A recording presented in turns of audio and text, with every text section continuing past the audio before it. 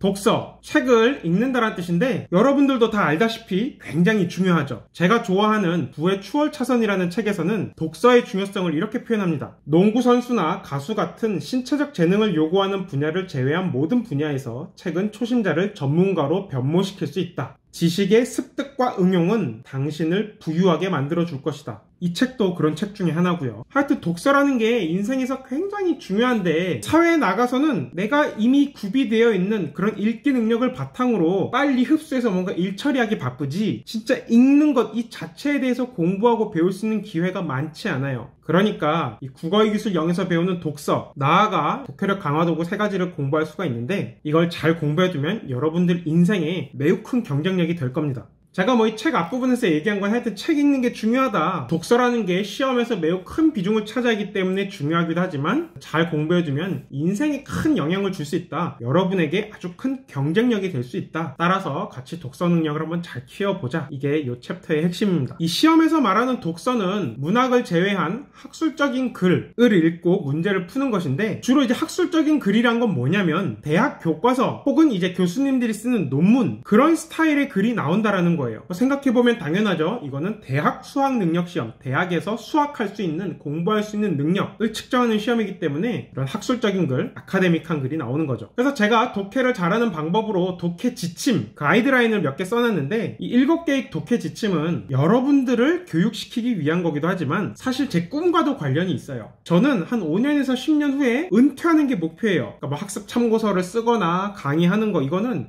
제가 5년에서 10년 정도 쓰고 강의까지 하면은 더 할 수 있는 게 없을 것 같아요. 그냥 이거 이렇게 정리해 놓은 걸로 도움이 필요한 사람들은 보면 되는 거고 저는 이제 새로운 분야로 나가고 싶은데 프로그래밍 쪽으로 가고 싶어요. 국어 문제를 굉장히 잘 푸는 그런 인공지능 개발에 도전해 보고 싶어요. 그래서 여기 써둔 독해 지침은 제가 프로그램에다가 구현할 만한 그러한 지침이기도 해요. 물론 이러한 내용을 프로그램으로 구현하려면 지금보다도 더 좋은 프로그래밍 언어, 더 좋은 라이브러리 이런 게 나와야겠지만 한 5년에서 10년 후쯤이면 가능하지 않을까. 거기에다가 제가 알고 있는 문제풀이 노하우, 글읽기 노하우를 아주 세세한 수준에서 구현해버리면 웬만한 학생보다 문제를 잘 푸는 그런 인공지능을 하나 만들 수 있지 않을까. 그게 제 꿈 중 하나입니다. 하여튼 여러분들은 지금 나와 있는 그 어떤 인공지능보다 똑똑하기 때문에 비록 외우는 건 잘하지 못할지라도 뭔가 이해하고 그걸 토대로 판단하는 거는 아직은 인간이 조금 더 잘하거든요. 그래서 이렇게 약 7개 정도의 두루뭉술한 지침만으로도 충분히 여러분들을 학습할 수가 있고 또 이걸 바탕으로 지문을 읽고 문제를 풀다 보면 계속해서 나의 독해력이 시험 지문에 최적화될 수가 있어요. 그런 걸 목표로 저랑 같이 공부하는 거고요. 그래서 이제 첫 번째 지침, 반복 횟수가 많은 게 핵심이다. 이건 컴퓨터 같은 경우에 이 지침을 넣어주면 되죠. 가장 많이 반복되는 단어가 핵심이야. 그럼 컴퓨터는 0.001초 만에 탁 해갖고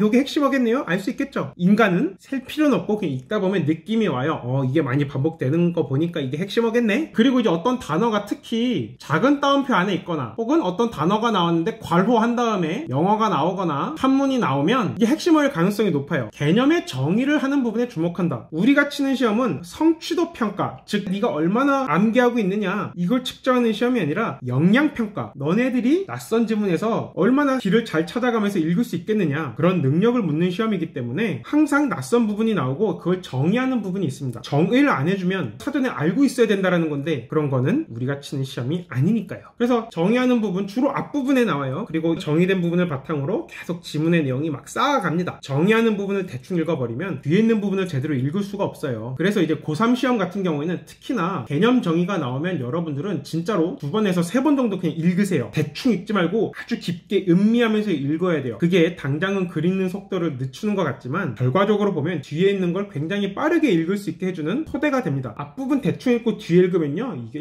무슨 소리야 막 이런다고요. 특히 수능 같은 경우에는 개념이 한두 개 나오는 게 아니라 굉장히 여러 개가 막 나올 수 있거든요. 정의를 대충 읽어서 이것들을 헷갈려 버리면 문제를 풀 수가 없어요. 2번에서 3번 정도 읽으세요. 주목하라는 게 그런 거예요. 천천히 읽고 여러 번 읽어라. 가끔 어떤 강사분들이 이 부분은 강하게 읽어라 이런 얘기 하는데 강하게 읽는다라는 게 눈에 부리부리 힘을 준다는 거겠어요? 그런 게 아니라 생각을 해가면서 천천히 그리고 2번, 3번 읽어라. 그게 강하게 읽는다를 의미하는 거예요. 자, 세 번째 접속 표현이란 것은 그리고, 그러나, 또한, 이처럼 등등등 주로 주로 문장과 문장을 연결하는 표현이에요. 이제 이런 거를 순 우리말 용어로 이음씨라고 하거든요. 진짜 말 그대로 이어주는 그런 역할을 하는 단어인데 이 부분에 딱 주목을 하면은 글을 좀 더 빠르게 정확하게 읽을 수 있어요. 이런 거는 나중에 지문 읽으면서 조금 더 살펴볼 거고요. 4번 개념 간의 관계를 파악한다. 관계는 굉장히 많을 수 있어요. 제가 독해력, 이해력 높이는 법 강의에서도 이야기했지만 격, 물 요걸 파악하는 건 매우 중요한데 이 관계란 건 굉장히 다양하거든요. 근데 그 중에서 가장 대표적인 게 뭐냐? 대조, 호함, 인과예요. 요런 게 나오면 굉장히 신경 써서 그 틀을 머릿속에 그려나가세요. 만약에 잘 안 그려진다? 지문 여백에 그려도 되고 혹은 지문 자체에 제가 알려드릴 기호를 그대로 표시해도 됩니다. 이제 5, 6, 7은 좀 잔챙이 기술인데 질문, 퀘스천이 나오면 그에 대한 답변, 앤서에 주목한다. 이 세상 모든 글은 질문에 대한 답변이에요. 기계 매뉴얼, 이 기계는 어떻게 사용하는 것입니까?에 대한 답변. 독해력 강화 도구 3가지, 어떻게 해야 독해를 잘할 수 있죠? 에 대한 답변이에요. 이 책 전체가. 이 세상 모든 게 다 답변이고 대학 전공책 중에 굉장히 학습적인 고민을 많이 하는 이런 심리학 교과서 같은 걸 보면은 모든 챕터가 다 질문으로 끝나고 이 질문에 대한 답변이 촥 나오고 또 여기서 질문이 나와요. 이 질문에 대한 답변으로 촥 설명이 되고 책 전체가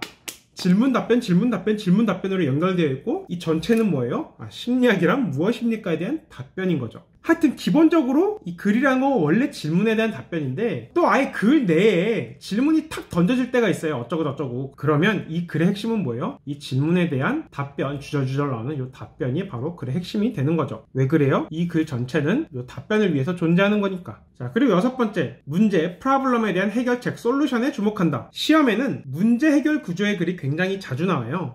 왜 그럴까 생각을 해봤더니 인생 자체가 문제 해결의 연속이기 때문인 것 같아요. 실제로 칼 포퍼라는 아주 유명한 철학자, 시험에 굉장히 자주 나와요. 인생은 문제 해결의 연속이다라는 책을 썼거든요. 그 말이 진짜 맞는 것 같아요. 그리고 우리의 삶이란 것은 어떤 문제 상황을 만났을 때 어떠한 해결책, 선택을 해나가느냐에 따라서 삶이 계속 결정되고 바뀌어 나가는 것 같거든요. 하여튼 제가 이 강의 말미에 문제 해결과 관련된 여러분들이 읽어두면 좋을 법한 좋은 추천 도서를 몇 개 소개해 둘 텐데 그때 가서 조금 더 읽어보기로 하고 이 시험에서는 어떻다? 이 해결책에 주목한다. 이 해결책이 답변도 마찬가지고 글의 핵심이므로 출제자는 주목해야 될 핵심 부분을 어떻게든 문제화합니다. 글을 읽을 때부터 답변이나 해결을 천천히 반복해서 읽어두면 문제를 아주 빠르게 풀 수 있게 되겠죠. 자, 7번 판단, 주장, 결론과 근거, 이유, 전제에 주목한다. 참고로 이 두 개를 묶어가지고 뭐라고 하냐면 논증이라고 해요. 논증. 조금 더 쉽게 이야기하자면 어떤 문장과 그 문장을 지지하는, 뒷받침하는 문장들의 모임. 이게 논리학적인 논증의 정의거든요. 이런 것들은 출제자가 어떻게든 문제화하곤 하는데 이 중에서도 뭐가 더 중요하냐? 일반적으로 이거 100% 그렇다라는 건 아니고